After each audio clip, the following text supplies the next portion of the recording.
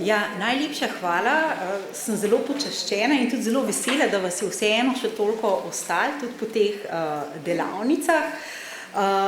Tako da vas z veseljem povabim v to predavanje, kako se pravzaprav otroci počutijo v digitalnem svetu. Na začetku sem imela sicer naslov, kjer sem rekla, da ali so otroci, ki uporabljajo pametne naprave, res pametni, ali mogoče pameten tisti, ki je to pametno napravo dizajniral. In tudi danes, ko sem se peljala sem, me je avto opozoril, da se ne more povezati z mojim telefonom. Pozabila sem ga doma. In sem prav razmišljala, če bi šla v službo, bi se vrnila nazaj, ker jaz brez telefona, ki ga moram uporabiti za avtentikacijo, se to veste, ne moram niti napisati napotnice, ne moram se logirati v sistem. Skratka, če bi šla na običajen delovni dan, bi morala se vrniti po telefon, po moj pametni telefon. Tako pa, ker je to malo drugačen dan, sem ga pa pustila doma, ampak seveda mi je šlo čez glavo 100 stvari, od fear of missing out, FOMO, ki ga naši otroci zelo dobro poznajo, do tega, da sem razmišljala, kaj pa, če se kaj zgodi, ali zmorem zaupati, da tudi brez telefona danes zmorem biti tukaj. No, in sem še vedno brez telefona. Nedvomno mi vstopamo v antropocen in digicen. Antropocen v smislu tega, da pravzaprav človek postaja najmočnejša sila na planetu, ki uravnava celo procese, ki vplivajo na Zemljo, do tega seveda, da vstopamo v pomembno obdobje digicena. Tile podatki, da ima 95% 16 do 24 letnikov pametni telefon, ne veljajo samo za Slovenijo, veljajo za večino sveta. Namreč tudi 5 milijard ljudi na svetu ima dostop do interneta. Skratka, pametni telefoni niso samo stvar privilegiranih, ampak so dejansko stvar, ki jo imajo vsi, praktično te mlajše generacije, tudi v svetu, kjer bi človek rekel, da tam telefona ne boste našli, oziroma pametnega telefona ne boste našli. Dejstvo je, da tudi telefon zelo pogosto preverjamo, tudi verjetno danes vi, enkrat na 12 minut in 20% odraslih na spletu preživi več kot 40 ur tedensko. To je pravzaprav ogromno.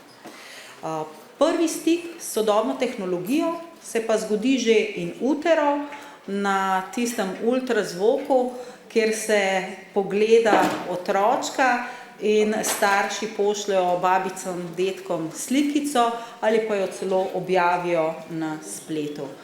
Skratka, digitalne tehnologije otroka spremljajo praktično od samega začetka. Vprašanje sploh ni več, ali otroci uporabljajo te sodobne tehnologije, ampak je pravo vprašanje, kako to uporabljajo. PISA teste verjetno poznate, tudi v naslednjem letu naj bi bila tematika prav digitalna, to se pravi digitalna pismenost.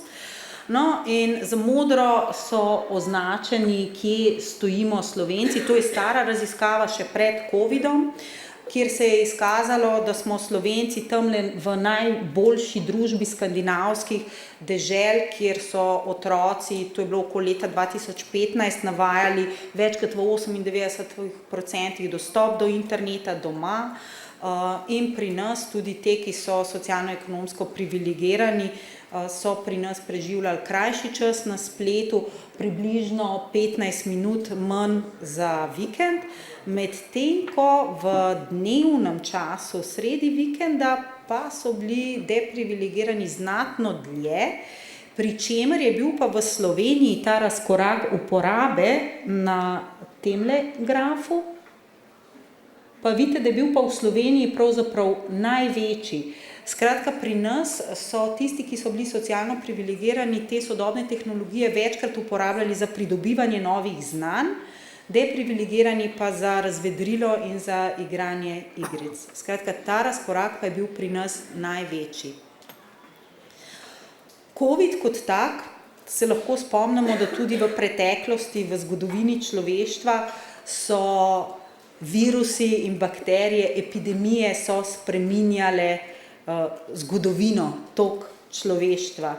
In ne samo kuga, če pomislite, pa renesansa, tudi COVID kot tak je znatno pospešil ta prehod v digitalno dobo.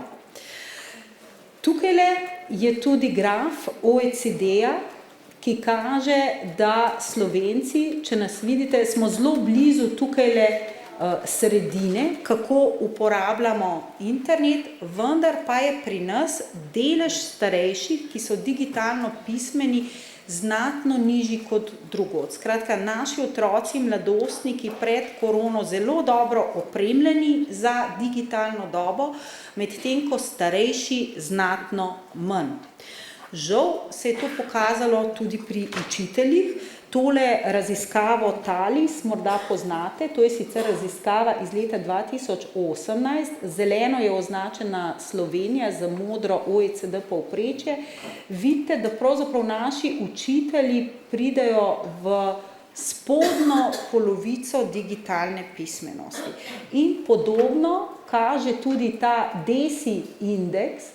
Tukajle smo Slovenci, DESI indeks je tisti, ki kaže našo stopnjo digitalizacije, kjer smo bili pa tik pred COVID-om oziroma med COVID-om je bil naš DESI indeks, stopnja digitalizacije višja kot potem po COVID-u.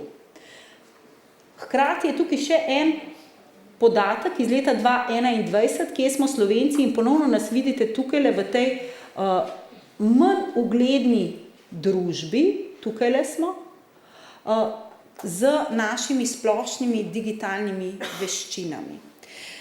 Skratka, tisto, kar je morda najbolj zaskrbljujoče, je to, da mi COVID epidemije v Sloveniji nismo izkoristili za smotrno digitalizacijo in za opremljanje naših otrok in mladostnikov in predvsem nas samih, odraslih, za pridobivanje novih digitalnih veščin in varno uporabo digitalnih tehnologij.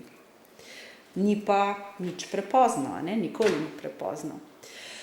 Tako da sem potem šla gledati, kakšni so ti strahovi povezani z digitalizacijo, resnični, morda nekateri tudi manj resnični, in tisto, kar se mi je zdelo silno zanimivo, je, da seveda že leta 1999 so nevroznanstveniki, raziskovalci poročali, da so digitalne tehnologije lahko v veliko pomoč, vendar pa obstaja neke vrste celo moralna panika glede adolescentnega vedenja na splošno. Ne bi šla v antiko, že od tam poznamo, kako te naši mladostniki se vedejo, vendar to so povzetki iz člankov, ki so se ukvarjali predvsem z povezavo digitalno razvoj otrok mladostnikov.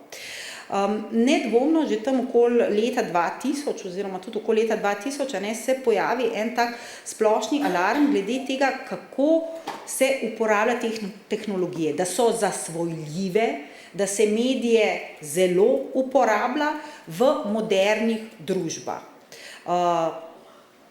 Kar 2010 celo zapiše v enem od člankov, ali nas morda celo Google dela manj pametne, bolj neumne. Zaki 2011 opozarja oziroma se sprašuje glede pomanjkanja empatije, ravno zaradi tega, ker smo preveč na spletu. Hagner tako skoraj poetično reče, da če smo prej bili homo sapiens sapiens, umni človek, da zdaj postajamo homo cerebralis, to se pravi predvsem možganski, da izgubljamo te naše čustvene, emotivne komponente. In seveda v letih 2014 do 2017 se pojavi ta skovanka, da gre za digitalni oziroma elektronski kokain, s čimer ste se verjetno tudi srečali, morda celo pogledali kakšen video, ki je pa pravzaprav naredil veliko škode, ker se je na podlagi tistega začelo razmišljati o popolni prohibiciji, o popolni pravzaprav zaustavitvi, kar pa ni realno. In po drugi strani se je nekako nehalo iskati učinkovite rešitve. Zelo zanimivo tale navedek, da je računalnik LSD sodobnega biznis sveta je iz leta 67. To se pravi takrat, ko so se pojavili računalniki. Skratka, izjemno stara trditev.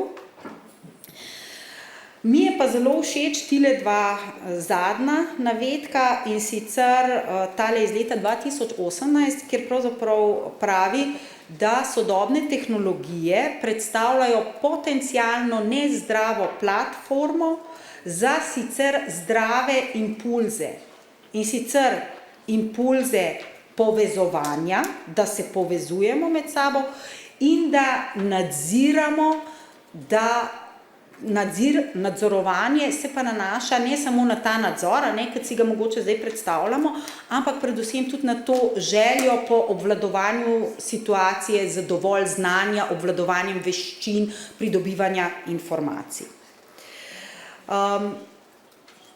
Zelo priporočam tale članek iz letošnjega leta, o tehnologiji in zasvojenosti, kjer pravzaprav zelo lepo pregleda od teh nekemičnih do kemičnih odvisnosti in kam pravzaprav sodi tudi digitalna tehnologija. Zdaj, Američani se nekaj časa sprašujejo, potem pa rajši to naredijo.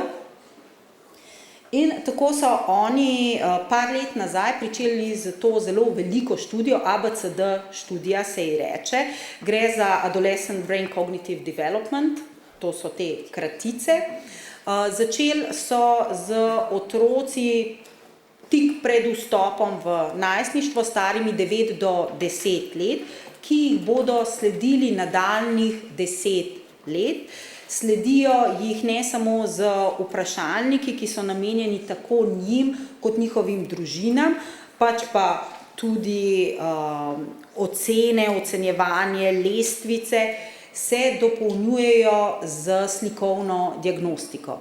Skratka, predno naredimo lahko neke trdne zaključke, kako digitalni mediji vplivajo na naše možgane, se moramo žal zadovoljiti z manjšimi študijami.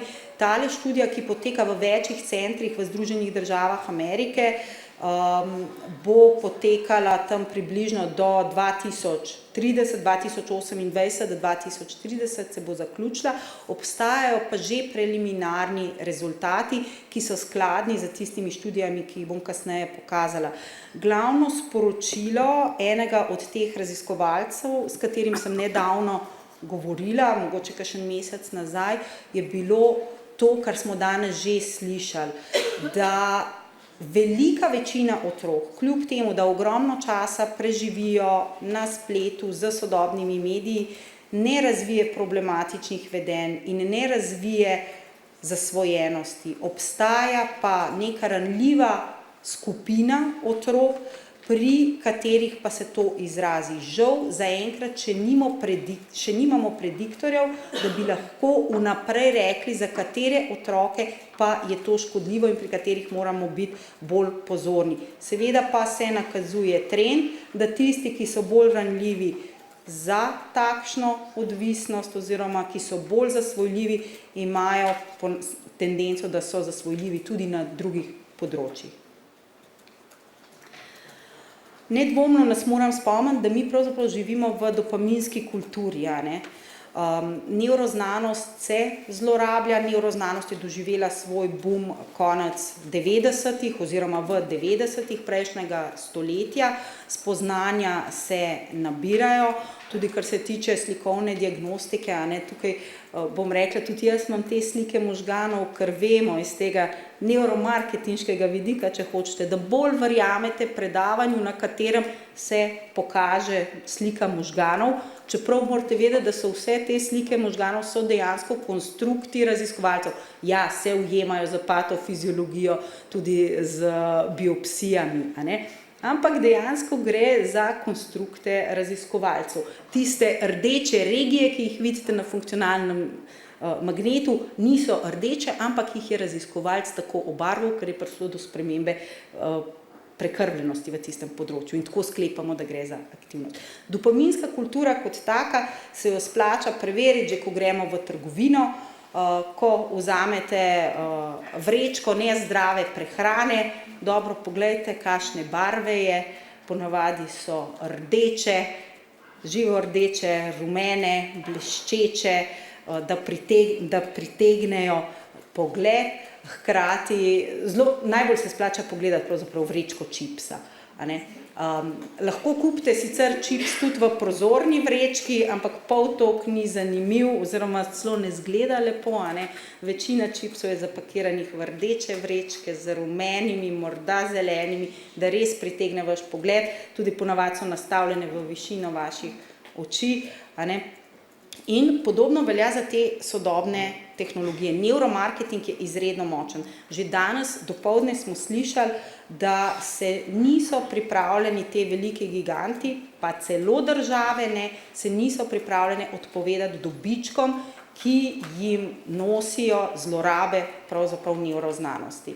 Ker dejansko gre za zlorabo nevroznanosti. Če bi naši telefoni bili črno-beli, če mi ne bi dobili vseh tistih všečkov, če bi se telefon avtomatično zaklenil, potem, ko bi mi 2 uri browsali po nekih vsebinah ali pa po socialnih medijih, potem bi bilo težav znatno manj. Zakaj se tega ne uvede, je zelo preprosto, ker gre dejansko tudi za denar. Da pa mi opremimo že sami sebe, pa otroke in mladostnike, z znanji, kako se temu obraniti, to pa seveda pomeni tisto digitalno pismenost, na kateri moramo pa mi vsi skupaj delati, tudi šolstvo in tudi zakonodajalci. Jasno, da so pravzaprav v tem sodobnim medijem najbolj izpostavljeni najstniki. Zakaj je temu tako? Zato, ker pač se v adolescenci čas preživeti za starši, in starševski vpliv se nasploh zmanjšata. Ravno to je definicija pravzaprav tudi najstništva. Vrstniki postanejo pomembnejši. In mladostniki tudi v iskanju te svoje samostojnosti rajše ostajajo ali s prijatelji ali sami. In te sodobne tehnologije jim velikokrat pomenijo tudi pobeg pred starši, pa tudi pred vsakodnevnimi težavami. Te povezave, ki jih imajo z vrstniki, ki so dejansko eksplodirale med covidom, od Messengerja, WhatsAppa in seveda tudi gledanje teh videov vsebin, to se mi zdi pa sploh en zelo zanimiv trend, k katerem se bom še vrnila. Dejansko otroci, in to kažejo tudi te številke, to je znaten porast, vendar tle vidite porast teh tehnologij predvsem za zabavo. Je pa res, da je bil to čas tudi izolacije. Zelo pomembno je tole, kar se dogaja, da pravzaprav otroci na spletu, pa tudi mladostniki, praktično ne berejo, ne uporabljajo več teh edukativnih vsebin, ampak so začeli gledati filmčke, zelo kratke filmčke, ki so zelo zabavni, zelo praktično ne nosijo nobene druge sporočilnosti, kakor gre za neko distrakcijo, za zabavo in celo nam tudi ponujajo razne video vsebine, morda tudi celo kdo od vas to uporablja, greste lahko na spletno stran od BBC-ja, pa boste dobili edukativne oblike v takih 5-minutnih kratkih filmčkih, ki so krasno narejeni. Ampak kar naenkrat se zalotiš, da si pogledal že 3-4, ker so tako dobro narejeni, ker so navidezno edukativni, v resnici so pa prej distrakcija, so pa prej razvedrilni. Gotovo tukaj je tudi povezava, zlasti, smo tudi že včeraj slišali, video igre so predvsem fantje, socialna omrežja, dekleta in tudi ta uporaba socialnih omrežij, tveganim vedenjem in depresijo, ta je zdaj dokazana. Zdaj, zakaj pravzaprav sploh imamo to adolescenco, če pa nosi vse te stvari, ki pravzaprav povečujejo njihovo ranljivost? Adolescenca se je ohranila skozi evolucijo zaradi tega, ker če mi hočemo imeti zdrave potomce, potem se morajo naši adolescenti, ki takrat začenjajo spolno dozorevati, se morajo začeti zanimati za spolnost, morajo postati vrstniki bolj zanimivi in morajo iti svoje družine ven. To je evolucijski ustank. 40 000 let se naši možgani niso kaj dosti spremenili, okolje se je spremenilo in evolucijsko je za vrsto Homo sapiens dobro, če se najstniki od nas odtrgajo in grejo k vrstnikom in da jih tudi spolno začne zanimati. Seveda smo pa mi naše okolje pa zelo spremenili. Smo pa mi to pravzaprav tako spremenili, da to ni več naravno biološko okolje, ki pa seveda vodi potem v težave. Zdaj, neuromarketing kot tak, seveda vse te naše impulze, ki so sicer zdravi, evolucijsko so nam bili v korist, izrablja in zlorablja. In neuromarketing zelo dobro ve, kako to naredi. Vejo, kaj želijo doseči, kaj je seveda njihov namen. Da smo čim dlje na spletu, da čim več svojih podatkov tam pustimo. Ti podatki so strahotno dragoceni, en sam podatek je vreden po 30 €, se jih da prodajati, oziroma kupovati, jih tudi kupujejo. Čim dlje, čim več podatkov tam pustiti in seveda se znova in znova tja vračati. Če se pa da, nam pa po možnosti to še zaračunajo, zaradi tega, da kar direktno dobijo denar iz tega. Česa se poslužujejo? Poslužujejo se vseh principov nevroznanosti. Tale motivacija, ki jo ponuja sodobna tehnologija, je inherentna za umetno inteligenco. To je inherentna umetni inteligenci. In to uporabljajo vsi algoritmi. Zelo hitro nam dajo nagrade, seveda te nagrade so v obliki raznih všečkov, takojšnja povratna informacija, zelo malo tehnologije to omogoča, ampak to sodobna tehnologija to zna. In potem naredijo take naloge, ki se približujejo teoriji bližnjega razvoja, da ni pretežko, da frustrira, da ni prelahko, da dolgočasi, in seveda zahtevajo številne ponovitve. Na ta način se poslužujejo tudi tehle neuromarketinških trikov, beauty, beast ali pa breast pa baby, barve, zvoki, všečki, prijatelji, že pri najbolj nedolžnih aplikacijah prepoznate vse te komponente. In tole je navedek enega od hekerjev, 10 arguments for deleting your social media accounts right now, iz leta 2018, ki je takole rekel, oziroma zapisal, moramo vam vsake toliko dati malo dopamina, ker vas je nekdo všečkal ali komentiral ali pač nekaj. Gre za povratno zanko družbenega potrjevanja. To je ta zdrav socialni impuls. Mi si želimo pripadati, naši možgani so socialni možgani, mi dobro funkcioniramo v družbi, zato smo tudi preživeli kot vrsta. In to je točno to, kar bi jaz kot heker naredil, ker pač izkoriščam ranljivost človekove psihologije. Mi moramo vedeti, da razvijalci katerekoli aplikacije so vedno en korak pred nami. Vedno. In biti opolnomočen je to težko. Zdaj bi si rada, da si zapomnite mogoče 3 stvari, zato vam pokažem 3 zadnje raziskave iz velikih kredibilnih revij znanstvenih. Ena je ta velika analiza, pravzaprav en tak pregledni članek, kaj se zgodi, če dalj časa preživljamo pred zasloni, in sicer so gledali najstnike. Z modrimi so označena področja, ki so predvsem glede nadzora, to se pravi naš kognitivni, naš emotivni nadzor. Vidite, imate tamle ta infraparietalni lobulus, IPL. Zdaj, to so različni prerezi možganov, če si predstavljate tale taprv. Ta taprv je prerez takole, če bi se jaz takole postavila, takole čez, tale je od strani, oči bi imela na tejle strani, tukaj bi imela oči, tukaj je moje zatilje, in potem tretji prerez je v bistvu takole čez, kot en tak klobuk. In vidite, da z modro označene so regije med drugim tudi to se pravi, to je sprednji del cingulatne skorje, ventromedialni del prefrontalne skorje, tudi tale zgornji del je še del čelnega režnja, prav tako tale del. Skratka, gre za te čelne predele, veste, da so to predeli, ki nazadnje dozorijo. To so predeli, ki se zelo intenzivno pregrajujejo v najstništvu. Z rdečo pa so označeni teli čustveni deli možganov, to sta obe amigdali, to se pravi obe mandlasti jedri, nista samo za strah, čeprav jih razumemo kot centra za strah, ampak sta povezani tudi z čustveno regulacijo, prav tako zadnji, dorzalni del tega cingulatne skorje, ta areal vta in nucleus accumbens, to je pa vse mrežje, ki je vključeno v nagrajevanje, a ne.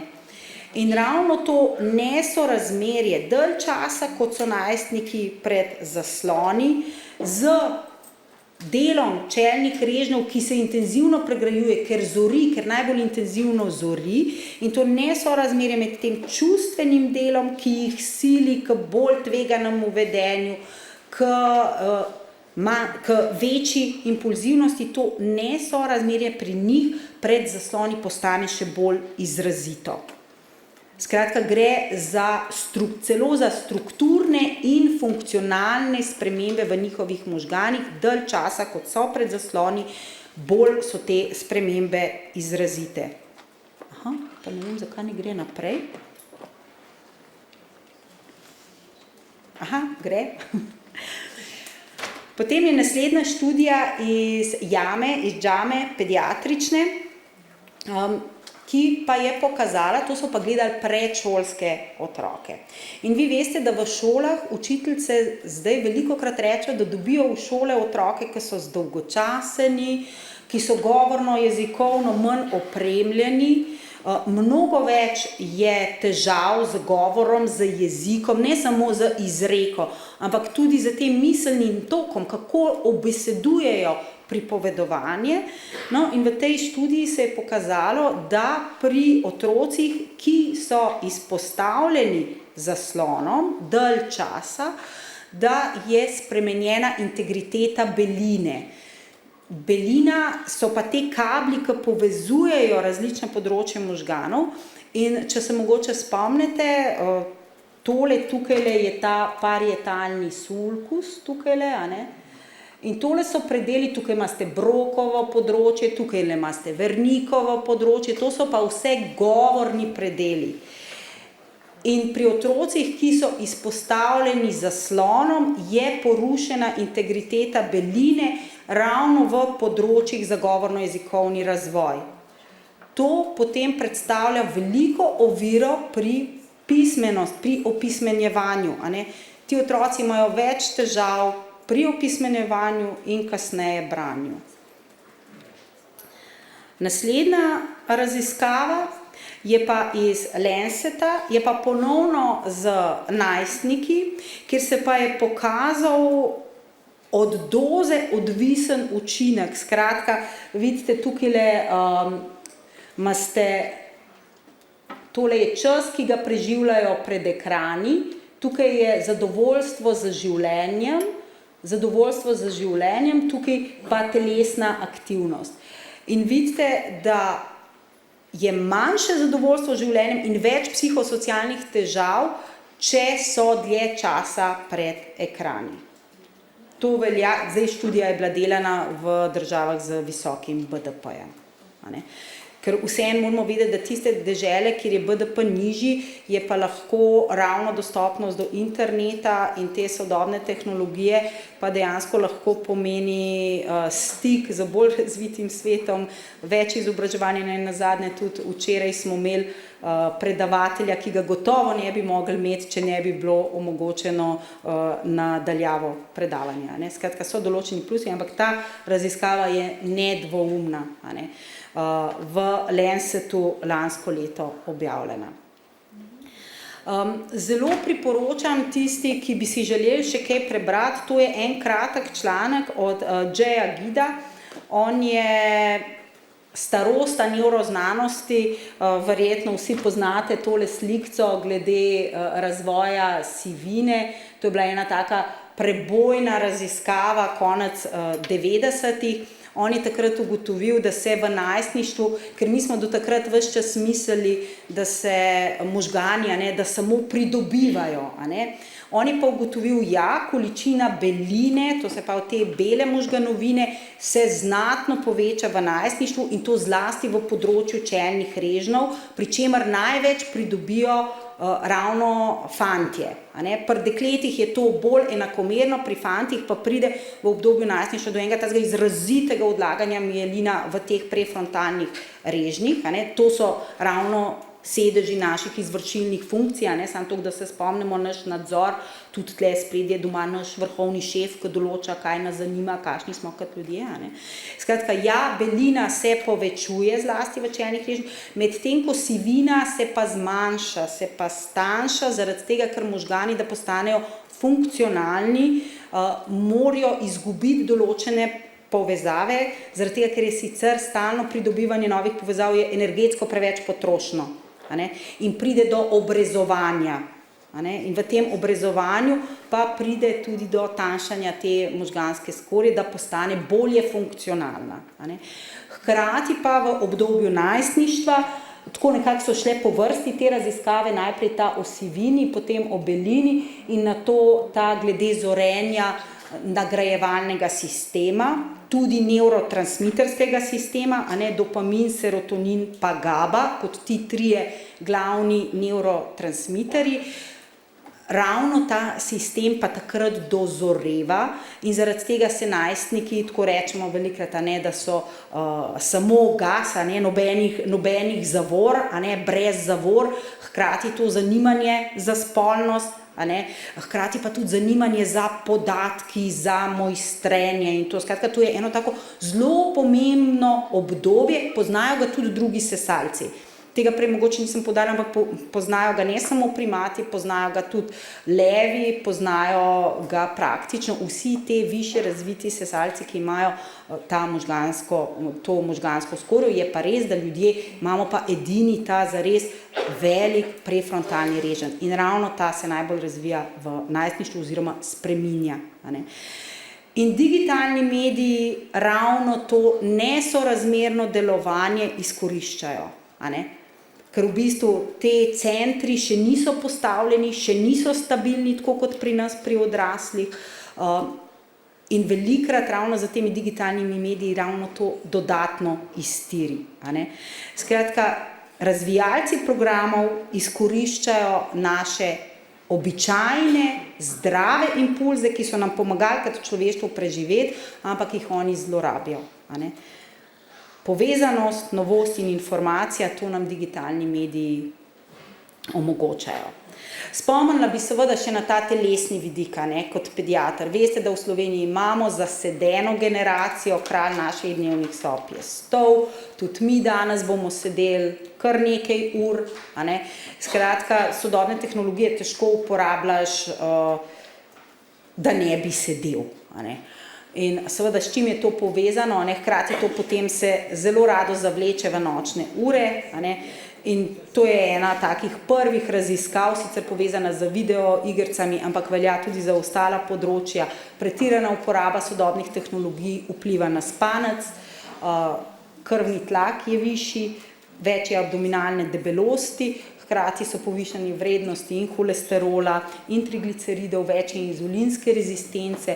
Skratka, to je ta zasedena, debela generacija otrok, ki odrašča in ki bo imela posledice dejansko več let kasneje, če nekaj s tem ne naredimo. To je pa ta čist telesni vidik, zaradi načina uporabe digitalnih medijev.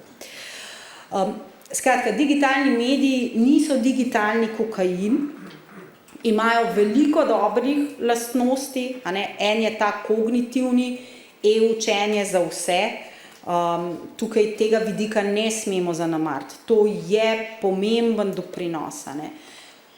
Drugi je ta čustveni, omogoča hkrati povezovanje tudi nadaljavo, hkrati omogoča tudi veliko samostojnost, otroci marsikaj zmorejo. Po drugi strani je motivacijski nagrajevalni in prav intrinzično za umetno inteligenco je ta motivacijska podpora in seveda ima tudi socialni učinek, povezovanje z vrstniki. ima pa seveda veliko slabih lastnosti, a ne. Eno je že sama izpostavljenost zaslonom, da smo pravzaprav znotraj stavbe, znotraj stanovanj smo. Manj je dnevne svetlobe. To se pravi, to vpliva na vitamin D, to vpliva na rast kosti, to vpliva tudi na naš imunski odgovor. Več modre svetlobe, zlasti na starih tehnologijah, a ne. Spremeni se izločanje melatonina, to lahko vodi v motnje spanja, ne.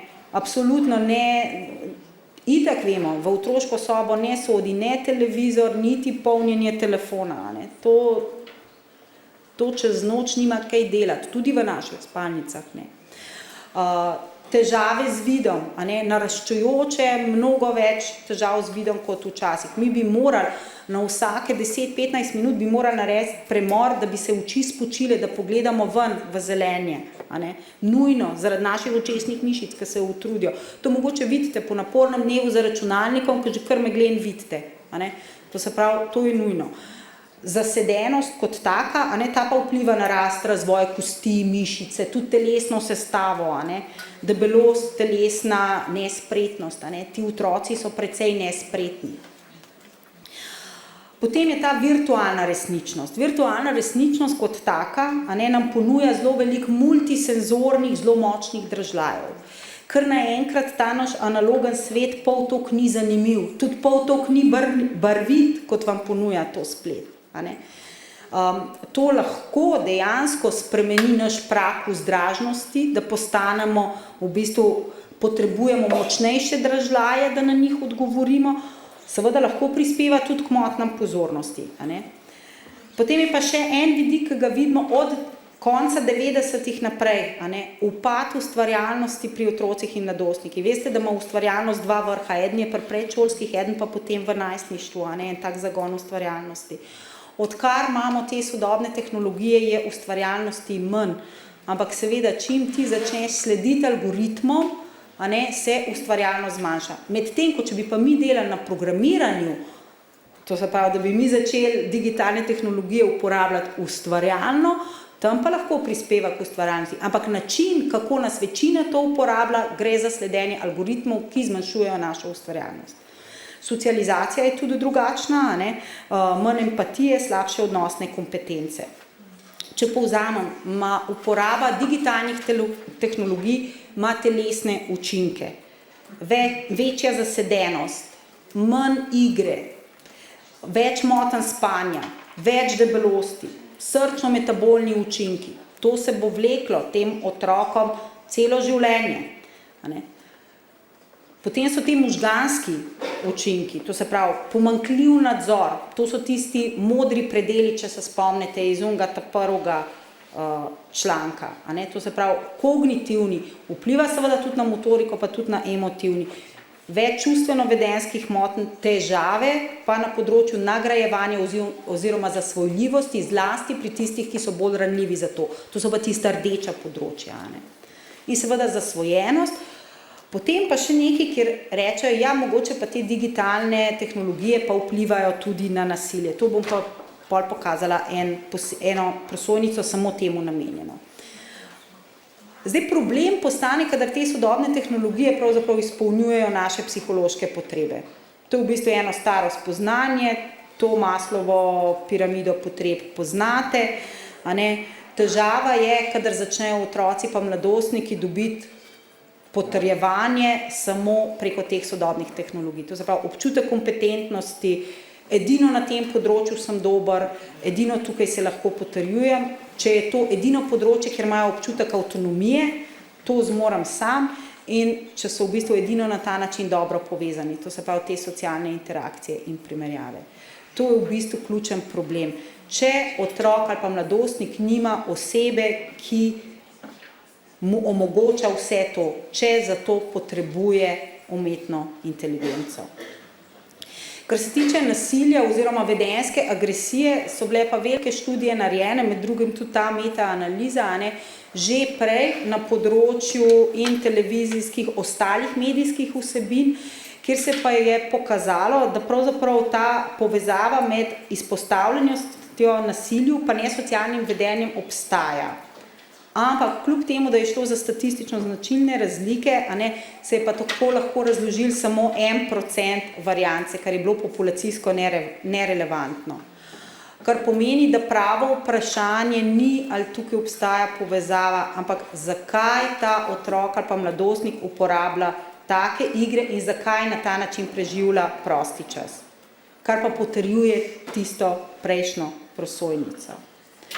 Vedno, kadar se otrok nekako vede tako, da imamo občutek, da ni to optimalno vedenje, takrat moramo mi to otrokovo vedenje razviskati. Za vsakim vedenjem obstaja razlog. Mislim, da ste že včeraj pri tistem motivacijskem intervjuju lahko ugotovili, da tisto, kar bi vi si želeli spremeniti, ni samo to, ampak je verjetno povezano na več drugih stvari. Za vsakim vedenjem obstaja razlog.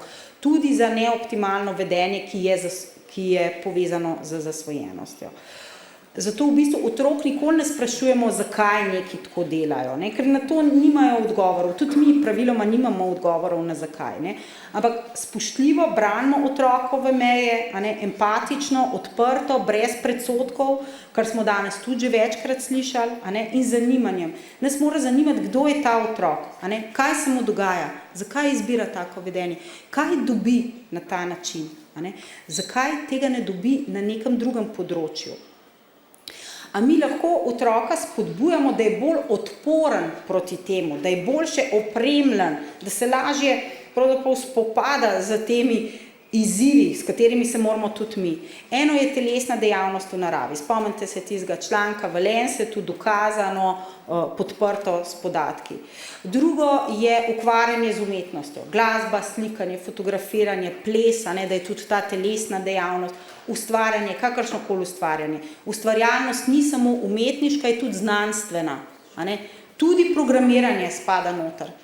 Mi smo ena redkih držav, kjer nimamo sistematičnega učenja računalništva v šolah. Nimamo. Skratka, nimamo stvari, ki bi pa mogoče nam nekaj dobrega prinesla, ker čim ti začneš programirati, postaneš bolj ustvarjalen, hkrati pa začneš razumevati algoritme, začneš razumevati razmišljanje tistega kreatorja in se lažje izogneš tistim pastem. Mi nimamo sistemskega. Ja, otroke se včasih uči, kako naj naredijo Word. To ni to. Tudi spodbuda rezilienci, odpornosti so spodbude empatiji, k dialogu spodbujamo. Mladostniki si načeloma želijo dialoga, želijo si pa tudi avtentičnosti, ni prostora za skrivanje. Bolj cenijo nekoga, ki je odprt, avtentičen in je tak, kot je, kot da je vse skupaj zavito v en fini celofan, noter pa ni kaj dosti. In seveda ta povezanost, umeščenost v družino in družbo. Družina je še zmeraj izjemno pomembna. Pomembno je tudi medsektorsko delovanje. Tukaj bi nas samo spomnila, da je razvoj še vedno analogen, razvoj ni digitalen. Skrb za telesni razvoj, ne smemo tega podceniti, zdrav življenjski slog. Tega je manj, kot bi ga morali biti. Spodbude kritičnemu umu, zlasti v šolstvu, učenje spopadanja s frustracijami, ne to, da mi vse frustracije umaknemo, ampak da naučimo otroke spopadati se s frustracijami. In seveda pripoznavanje tega, kdo otrok je in kdo bi rad postal, zlasti za obdobje najstništva, izjemno pomembno obdobje. Povečevanje digitalne pismenosti, ta je ključna, tukaj brez šolstva ne bomo mogli. Digitalna varnost, ne bomo zmogli brez policije, če hočete, so določene stvari, ki morajo biti sistemsko urejene. Digitalni detoks, prostori brez spleta, načrtovanje drugačne prostočasne dejavnosti. Mi smo prišli tako daleč, da moramo načrtovati prostočasno dejavnost, aktivnosti v naravi, da zavestno tudi iščemo prostor, kjer interneta ni, kjer pravzaprav smo lahko na varnem, neke vrste varni prostori. In seveda, poleg preventive, tudi kurativa. Kje lahko dobimo pomoč? Prva je sigurno družina. Jaz tukaj ne bi jemala kompetenc staršem, družina je izjemno pomembna. Če mislimo, da bomo mi vse sistemsko rešili, ne bomo. Tukaj so starši tisti prvi, tudi najbolj ključni. Potem pa seveda imamo v zdravstvenih domovih, imamo pediatre, ki delujemo preventivno kot tudi kurativno, imamo centre za krepitev zdravja, to je zlasti ta telesni vidik, kineziologe, tudi psihologe, ki pomagajo tudi pri spremembah vedenja, potem imamo centre za duševno zdravje, sem zelo vesela, da se je po covidu vsaj na tem začel delati, potem pa seveda specialistične obravnave za določene stvari, v primeru razvojnih zaostankov, zlasti teh mlajših otrok, ki so ranljivi za nekatere stvari, pa seveda razvojna ambulanta, kar k sreči v Sloveniji imamo. Nacionalni inštitut za javno zdravje ima veliko zelo dobrih kakovostnih vsebin, jaz sem zelo vesela, tudi ker sem videla vse tamle razstavljeno, tako da si želim, da bi tudi moji kolegi pediatri se tega posluževali, še več v svojih ambulantah, razne nevladne organizacije, tudi danes smo slišali, kar se njih tiče, jih je treba znati poiskati, tudi starše tja napotiti in seveda tudi medsektorsko šola, policija, tudi družba kot taka. Družba kot taka se mora zavedati, da smo v digicenu in če smo v digicenu, potem se dajmo tako tudi obnašati. Če si zatiskamo oči, rečemo, da tega ni ali pa da je najlažje, da vse, kar prepovemo, to ni niti realno, niti prohibicija itak vemo, da ne deluje. To se pravi, tukaj moramo kot družba narediti korak naprej, si priznati, tukaj živimo, tukaj in zdaj dajmo nekaj narediti, opolnomočimo otroke, opolnomočimo sami sebe in se premaknemo en korak naprej. Ker če se bomo premaknili en korak naprej, bomo dejansko šli v prihodnost. Jaz imam pri svojih otrocih, imam 2 deklici z implantanti globokih možganskih jeder, to je sodobna tehnologija, oni 2 zaradi tega, ena lahko plava, ena pa zaradi tega lahko bolj vozi voziček. Skratka, imata elektrodi implantirani v možgane. To je naša prihodnost, tudi to je sodobna tehnologija. Imam otroke, ki ne morejo komunicirati z vami tako, lahko pa komunicirajo prek eye trackerja, pa preko sintetizatorja govora. Tudi to je sodobna tehnologija. In to je tista prihodnost, v katero bi radi šli, moramo iti pa skupaj in seveda tiste kleči in prepade pa nekako se jim izogniti, če se le da. Zaključila bom v bistvu majčkeno transcendentno tudi z umetnostjo, ker dokler je umetna inteligenca tista, ki izpolnjuje otrokove in mladostnikove potrebe, imamo veliko težavo kot družba. In naj vas na to spomni Minati za svojo pesmijo Nekoga moraš imeti rad. Nekoga moraš imeti rad, pa čeprav trave, reko, drevo ali kamen. Nekomu moraš nasloniti roko na ramo, da se lačna nasiti bližine. Nekomu moraš. Moraš, to je kot kruh, kot požirek vode, moraš dati svoje bele oblake, svoje drzne ptice sanj, svoje plašne ptice nemoči. Nekje vendar mora biti zanje gnezdo miru in nežnosti. Nekoga moraš imeti rad. Hvala.